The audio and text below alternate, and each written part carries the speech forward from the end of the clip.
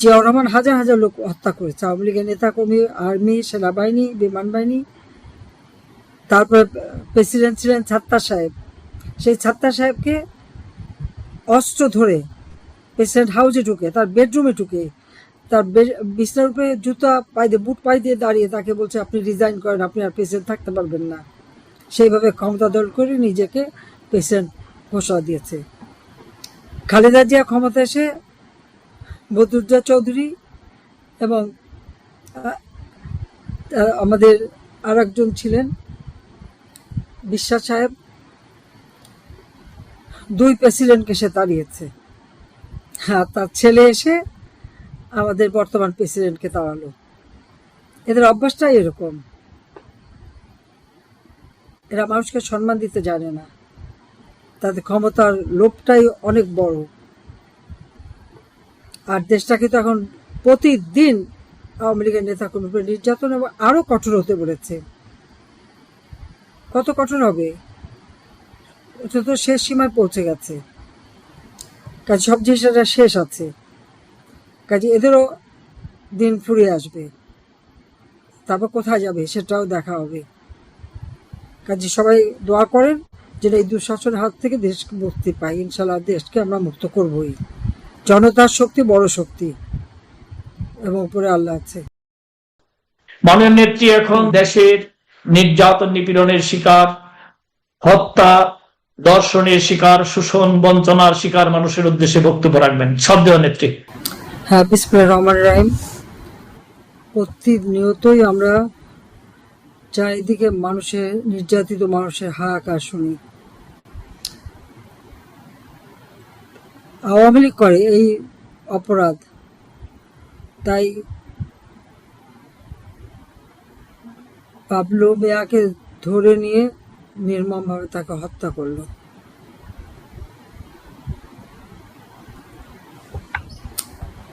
পাশাপাশি আমরা দেখি আরো আমাদের যারা নেতাকর্মী তাদের উপরে চরম নির্যাতন, ঘর বাড়ি আগুন দিয়ে পোড়াচ্ছে, বাড়িঘর লুটপাট করে নিচ্ছে, তারপর আবার মেরে ধরে বাড়িতে বের করে দিচ্ছে এবং মানে এমনভাবে টর্চার করে ফেলে দেয় যেটা আর বাঁচতে না পারে।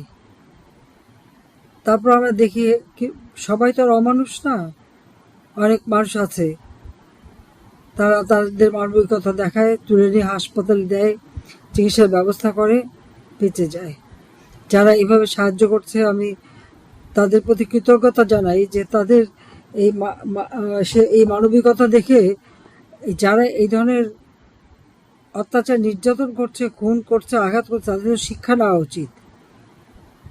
কিন্তু না, এই বিএনপি আর জামাত বা এনসিপি এরা তো মানুষের জাত না, এরা তো মানুষের উপর অত্যাচার নির্যাতন করা ছাড়া আর কিছু জানে না। সেই 2001 সালে নির্যাতন করেছে, আমরা 15 বছর ক্ষমতায় ছিলাম, আমরা কোনোদিন কিছু বলিনি। যারা যেখানে নির্যাতন করতো এরাই আবার এদেরই সব আবার একইভাবে সব জায়গায় নির্যাতন করে যাচ্ছে। হাত পার মধ্যে রক ঢুকানো, পানি চাইলে পেশাব করে দেওয়া, এটা কি? এরা কি মুসলমান? এরা কি ধর্মকর্ম মানে? হিন্দু, মুসলমান, খ্রিস্টান, বৌদ্ধ কারোই রেহাই নাই, তার সকলের উপরে এরা অত্যাচার করে যাচ্ছে। মানে কি অমানবিক অত্যাচার, এটা মানে ভাষায় বর্ণনা করা যায় না। বাসাতে মানে বাসে করে যাচ্ছে, সেখানে নামিয়ে কোপায় ফেলে রেখে যায়, যাত্রীরা সাহায্য করছে, যেটা আমরা শুনলাম মান্নার কাছ থেকে। তো এভাবে প্রতিদিনে না হলেও 8 জন 10 জন 15 জনকে মানুষকে হত্যা করে যাচ্ছে, নারী নির্যাতন হচ্ছে, রেপ হচ্ছে, ঘর বাড়ি লুট হচ্ছে, করে যাচ্ছে। আমি যারা আজকে নির্যাতিত আপনার এখানে এবং যারা আজকে আমাদের মাঝে নেই, তাদের আত্মীয় স্বজন, আমি জানি আপনজন হারিয়েছেন, সে কষ্ট দুঃখ আমি বুঝি, কারণ আমি নিজেও একজন আপনজন হারা। সেই জন্য আমরা এই আপনাদের কথা শুনি, সঠিক তথ্যটা জানতে পারি, আর এর যথাযথ ব্যবস্থা আমরা নিই। যারা মানে অসুস্থ অবস্থা, চিকিৎসার ব্যবস্থা আমরা করবো। আহত যারা, যাদের আর্থিক সঙ্গতি নেই, তাদের জন্য যতটুকু পারে, আমাদের প্রবাসীরা আছেন, তারা সবসময় সাহায্য করে। তাদের সাথে যোগাযোগ করব। তবে যারা এই নির্যাতনগুলি করাচ্ছে তারা কি ভেবেছে, এটা কি বারবার এভাবে অত্যাচার করবে আর মানুষ এভাবে সহ্য করবে? তা তো না। সাধারণ মানুষ হয়তো এখন তাদের ওই অস্ত্র শস্ত্র নিয়ে আসে, কিছু বলে না, কিন্তু একটা দিন আসবে ওই এলাকার সাধারণ মানুষই ওদেরও বাড়িঘর গুড়িয়ে দেবে, ওদের উপরেও চরমভাবে চড়া হবে। তখন কোথায় তারা আশ্রয় নেবে সেটা আমরা দেখব। আওয়ামী লীগ বাংলাদেশের উন্নতি করেছে। এই প্রত্যেকটা এলাকায় রাস্তাঘাট, পুল, ব্রিজ, স্কুল, কলেজ, মসজিদ, মাদ্রাসা সব আমরা করে দিয়েছি। অন্ন, বস্ত্র, বাসস্থান, চিকিৎসা, শিক্ষার ব্যবস্থা করেছি। দেশের মানুষের ভাগ্য আমরা পরিবর্তন করে দিয়েছিলাম। দারিদ্রের হাত থেকে মানুষকে বাঁচিয়েছে। যারা একবারে খেতে পারতো না, ক্ষুধার্ত থাকতো, তো তাদের আর ক্ষুধার্ত থাকতে হতো না, অন্তত 3 বেলা তারা খেতে পারতো। 4 গুণ বেশি ফসল উৎপাদন করেছি। মাছ, মুরগি, ডিম সবকিছু উৎপাদন বাড়িয়েছি। ছেলে মেয়েদের লেখাপড়া, বাচ্চাদের স্টাইপেন্ড দেওয়া, বৃত্তি দেওয়া, মায়ের নামে বৃত্তির টাকা পাঠানো, বয়স্ক ভাতা, বিধবা ভাতা, প্রতিবন্ধী ভাতা, মুক্তিযোদ্ধা, দুস্থ মুক্তিযোদ্ধাদের ভাতা দিয়েছি। পঙ্গু বাচ্চা হলে তার জন্য আলাদাভাবে ভাতা দিয়েছি। যারা অটিস্টিক বা পঙ্গু, তারা পড়াশোনা করলে তার জন্য আলাদা পড়ার খরচ আমরা দিই। বিনা পয়সায় বই দেওয়া, বিনা পয়সায় ওষুধ দেওয়া, কমিউনিটি ক্লিনিক দিয়ে চিকিৎসা দেওয়া। কোনটা আমরা বাদ রেখেছি? কিছু তো বাদ রাখিনি। কর্মসংস্থানের ব্যবস্থা করেছি। যে কোনো যুবক কর্মসংস্থান ব্যাংকের থেকে বিনা জামানতে 2 লাখ টাকা নিয়ে ব্যবসা শুরু করতে পারে, সেই ব্যবস্থা করে দিয়েছি। কম্পিউটার শিক্ষা দিয়েছি।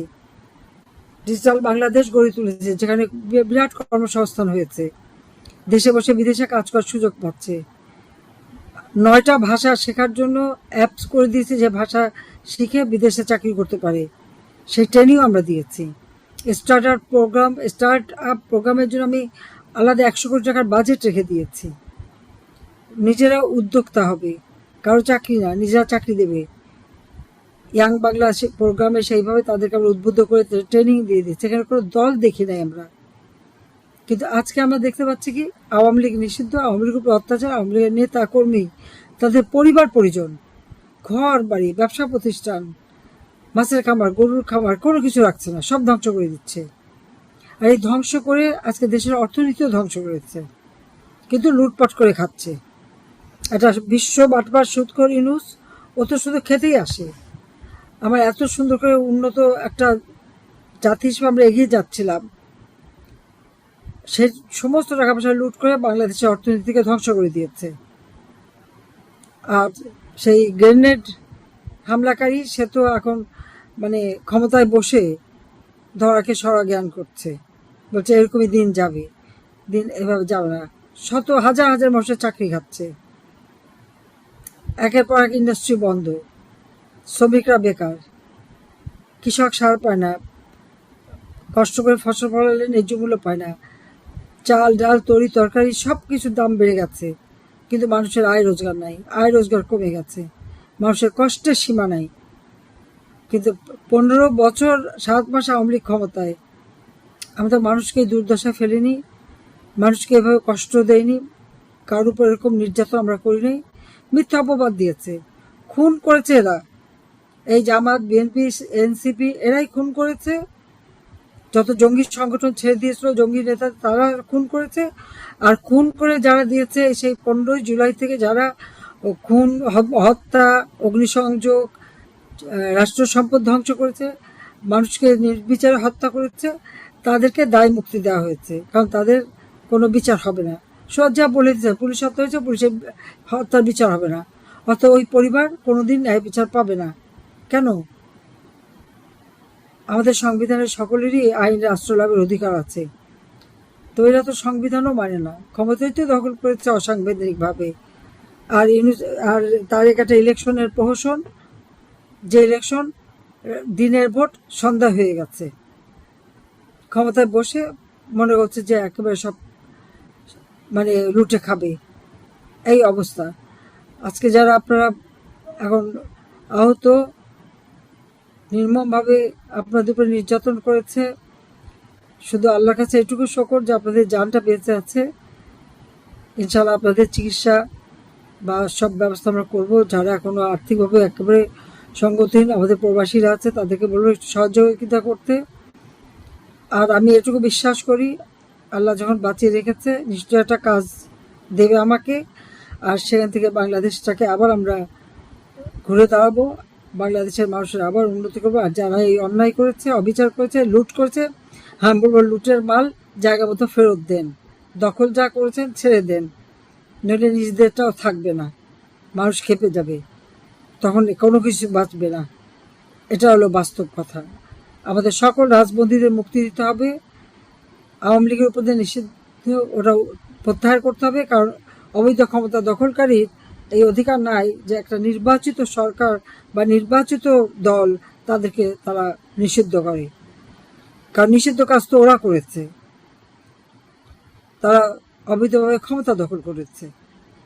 কাজে আওয়ামী লীগ আছে, আওয়ামী লীগ থাকবে, বা আমরা আপনাদের পাশে আছি, জনগণের পাশে আছি, জনগণের কল্যাণেই আমরা কাজ করব। কারণ একমাত্র আওয়ামী লীগই তো জাতির পিতা বঙ্গবন্ধু শেখ মুজিবুর রহমানের নেতৃত্বে এই বাংলাদেশ স্বাধীন হয়েছে।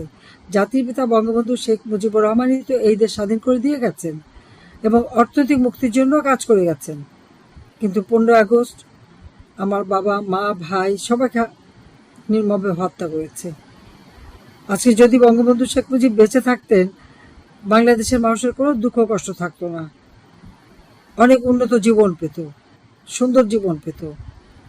আমি চেষ্টা করেছিলাম এবং মানুষের ভাগ্য পরিবর্তন করেছে, কিন্তু যেভাবে মানুষের উপর এখন অত্যাচার নির্যাতন করছে, এরপরে আগে এই সমস্ত বিচার করতে হবে। এগুলির নির্যাতনের এই চিহ্নগুলি মুছে যাবে না, এটা ঘুরে ঘুরে এই নির্যাতনকারীদের শাস্তি দেওয়া হবে ইনশাল্লাহ। আর আল্লাহ সেদিন আমাকে দেবে, আমার আল্লাহর উপরে অগাধ বিশ্বাস, বাংলার জনগণের উপরে বিশ্বাস। আমি দোয়া করি আপনারা সুস্থ হন। আর যারা স্বজনহারা বেদনা নিয়ে আছেন, আমি তাদের বলবো একটা শোক আপনারা সইতে পারেন না। আর আমি একই দিনে আমার মা, আমার বাবা, আমার 3 ভাই, আমার ছোট ভাইটা তো মাত্র 10 বছরের, 2 ভাইয়ের বউ, আমার চাচা, আত্মীয় পরিবার সব আমি হারিয়েছি। তারপর আবার দেশ ছাড়া, বাড়ি ছাড়া, ঘর ছাড়া থাকতে হয়েছে। এই জিয়াউর রহমান হাজার হাজার লোক হত্যা করেছে, আওয়ামী লীগের নেতাকর্মী, আর্মি, সেনাবাহিনী, বিমান বাহিনী।